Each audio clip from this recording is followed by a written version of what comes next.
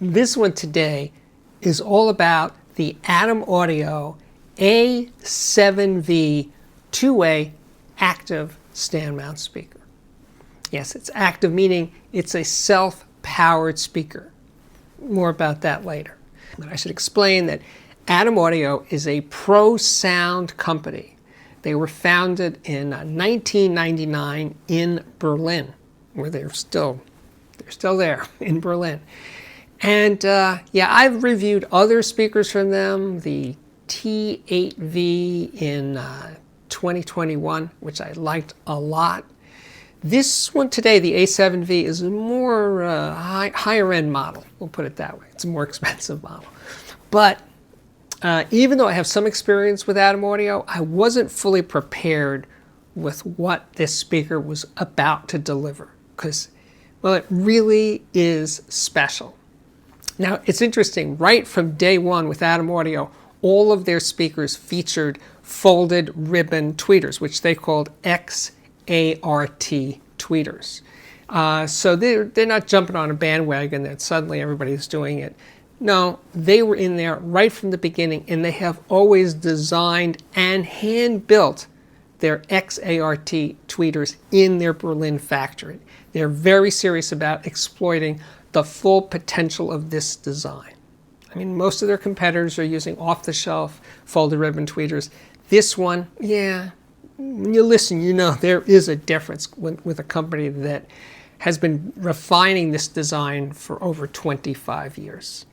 But for now, I will say that yes, there will be an Audiophiliac viewer system of the day later on in today's show.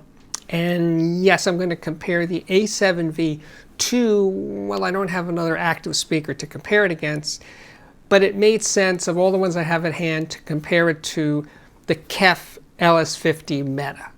So that will also come along later on in this review, so please stick around for that.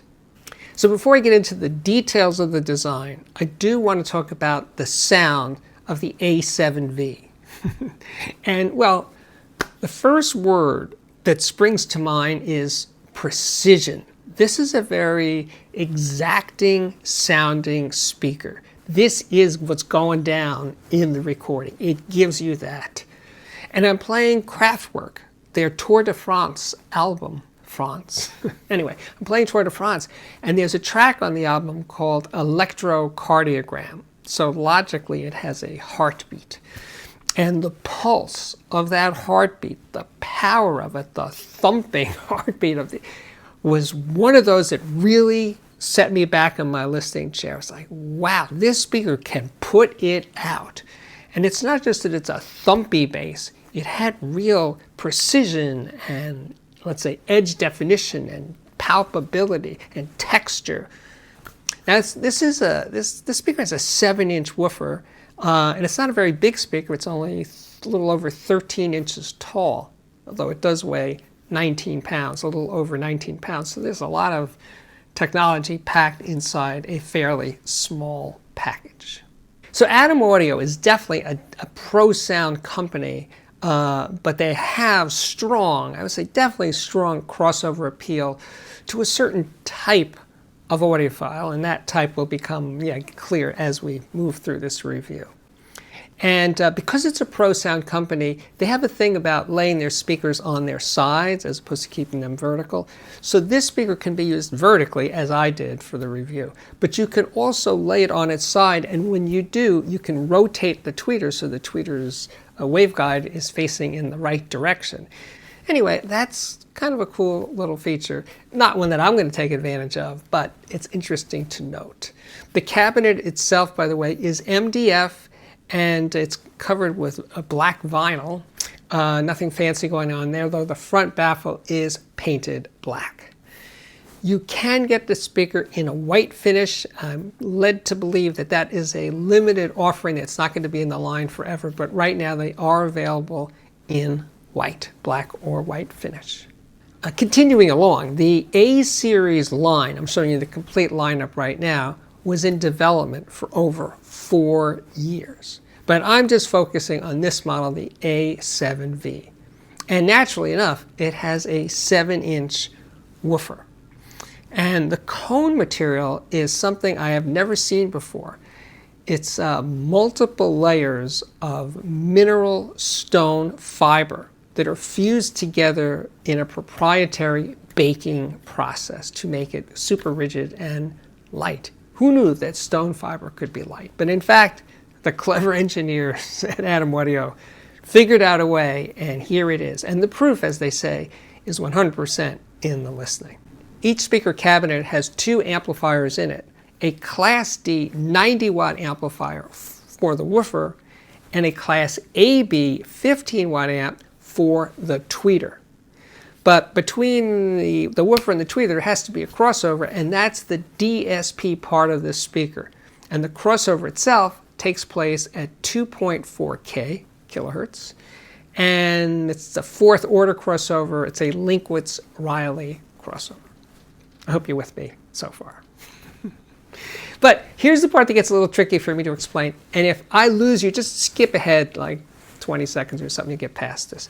When the signal from my preamplifier or yours enters the speaker through the XLR or RCA input, it is analog, right? It has to be converted to digital to get through that crossover, that DSP crossover.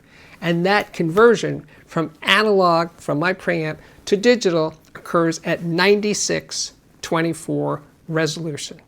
And then when it's through the DSP crossover, it's digital, but it has to be converted back again to analog, and that also occurs at 96/24 resolution. And it is, as you might have noticed, a ported speaker. There's those 2 large bass ports directly under the woofer. So if you're paranoid about having speakers near walls and you're worried about bass ports on the back, not a problem this time. The bass ports, 2 of them, are on the front. Now the specifications for this speaker are so comprehensive, I cannot begin to show you everything. I will link to the page on the Adam Audio website with all those numbers, but I will mention this one. They claim that this speaker goes down to 44 hertz, plus or minus 3 dB. And when I ran test tones through the speaker, I was definitely getting very substantial bass down to the mid 40 hertz range. So yes, this speaker can deliver as promised. Here's an easy number to understand. The A7V comes with a 5-year warranty on the complete speaker, including the electronics. And that's not common for active speakers. Usually there's a warranty for the speaker itself, but then the electronics have a 2-year warranty or 3-year warranty. In this case, the A7V, I think like all Adam speakers, comes with a 5-year warranty on the whole thing. That's nice.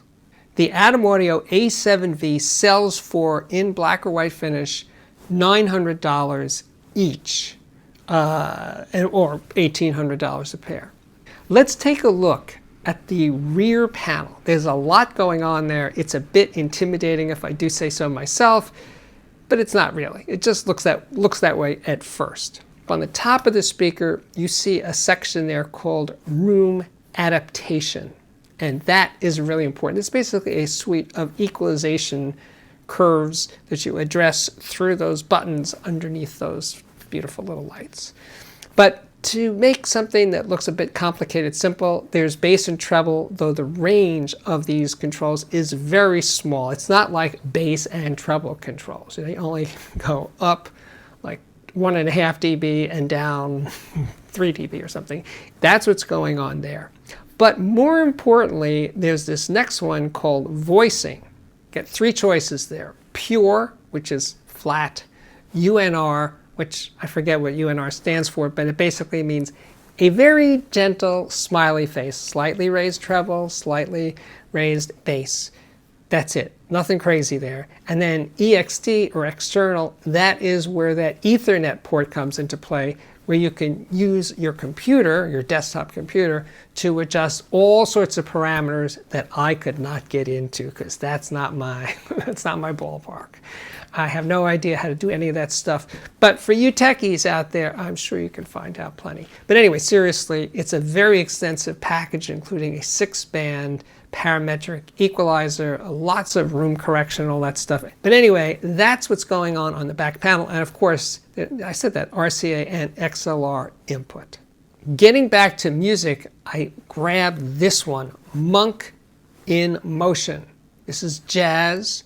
The music itself, the compositions are by Thelonious Sphere Monk, and the music is spine-tingling. And the thing about the sound of the speaker is its precision, its neutrality. It's very, very accurate, whether you listen to it in pure or the UNR. Either way, it just has that feel, like a studio monitor speaker. It is not, let's say, an audiophile-oriented speaker per se. It's not soft, it's not sweet, it's not rich sounding. I love all those characteristics in speakers. That's not what this speaker is doing. This speaker is giving you more like, these are the facts.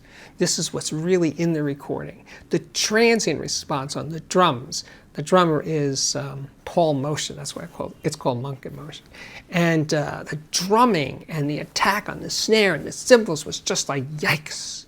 This one really does that. And it could play loud with ease. There's no sense of strain as I played it louder. As loud as I could stand, you know. Low 90 dB peaks was plenty for Steve. And anyway, no sense in impending distortion as it got louder and louder. Just sailed right through, like butter. The next album is similar in a way. This is the Ginger Baker Band. This is Ginger Baker, Bill Frisell, and Charlie Hayden. It's just, superficially a similar record to the Motion record, but this one has a heaviness to it. It's a heaviness, a warmth, a solidity that doesn't happen on that other recording. But this one, the Ginger Baker one, has a lot of bottom end, let's say, action. There's a lot going on down there. And the weight, the sheer weight of the impact was like, I can't believe that this speaker can pump out that kind of energy. I did listen to the A7V mostly at about 7 feet away. The speakers are 7 feet apart. I was 7 feet away from them. And then as I did the near field listening, when I was 4 feet away and they were 4 feet apart, center to center, what happens is they open up more because you're hearing more direct sound from the speaker in proportion to reflected sound from the speaker, from the walls and the floor and all that stuff, right? So as you get closer to this speaker or any speaker that's, you know, reasonably good at doing near field, you get that sense of size enlargement and they just open up more. But as much as I enjoyed that, I just felt more comfortable doing the 7 feet away listening situation, and that's what I carried on with. And at that point, I brought out the KEF LS50 Meta speakers. And those speakers were being driven by the Schiit Agir 2, 50 watt into 4 ohm amplifier. Semi-Class A amplifier. And that one, with the music that I just referred to, well, it was not as precise. It was softer in balance overall. In other words, it's weird how they did sound vaguely familiar, similar to each other, but just with a softer, less leading edge presence with the LS50. And then I played this recording by the Persuasions. This is an a cappella band. They're doing the music of U2. It's a Chesky record. It was recorded live to 2-track, no overdubs, no equalization, no compression, blah, blah, blah. And I was at this session and just hearing vocals. In this case, it's all about the mid-range. And I'm comparing, no bass isn't part of this story, just comparing male voices. And the two speakers, the LS50 and the A7V, tonally were actually pretty close. But what I was getting more from the A7V was the contrast part, you know, the soft to loud, you know, those kind of swings dynamically just were liberated more by the A7V.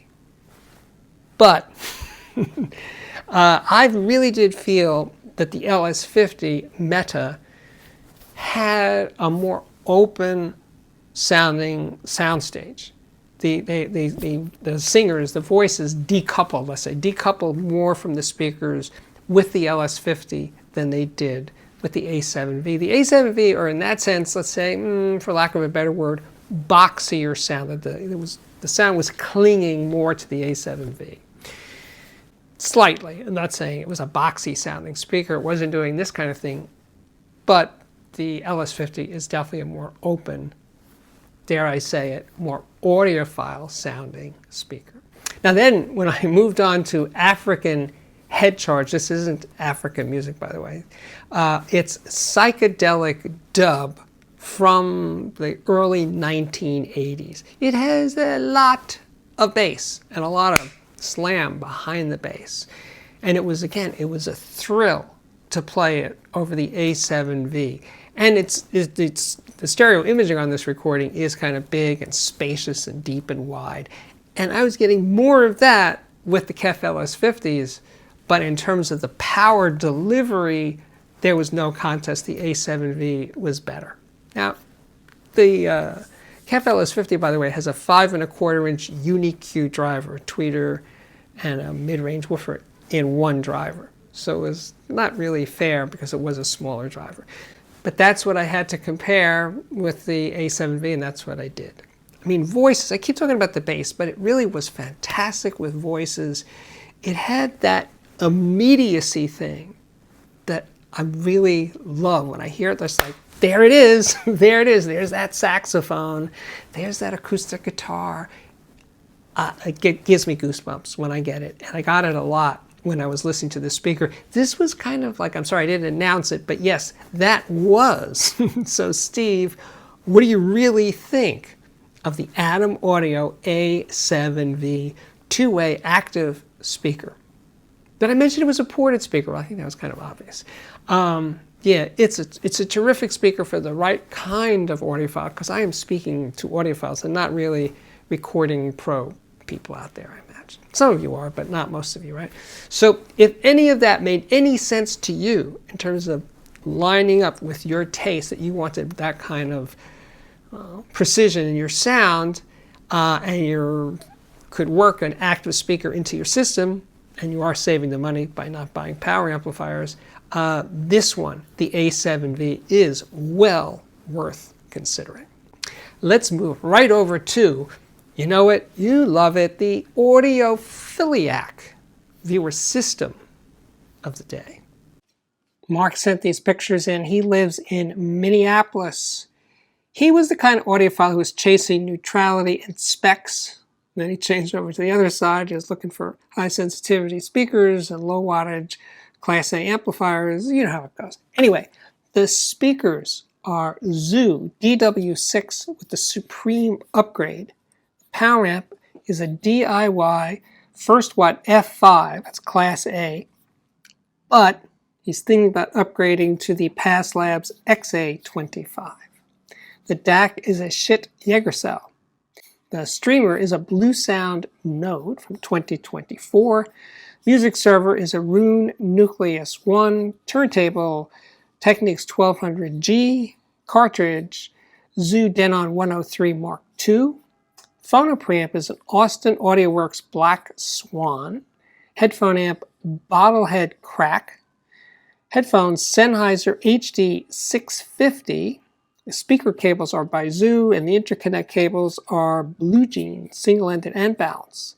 The room is a good size. It's 13 by 15 feet and with 8-foot ceilings. Thank you, Mark. And now we have returned. Yes, I can turn down the level a little bit and say thank you, guys. Thank you so much for watching. I really appreciate it. If you dig the channel, please consider joining my Patreon. You can join for a few bucks a month, up to $50 or even $100 a month at the top 2 tiers. You and I will have a one-on-one conversation every month at or near the beginning of the month. I'm a little more flexible about the timings of those conversations. But anyway, and I truly enjoy doing those conversations. I just did a bunch of them before I started shooting this video, and I have the best time talking to you guys. So it's great that I get to make a living talking to a camera and telling you about my audio exploits, but it's also great that I get to hear you guys on the other side of this talking to me. And with that, I can say my work here is at last complete. Thank you again for watching, and I truly do hope to see you back here again very, very soon. Bye-bye.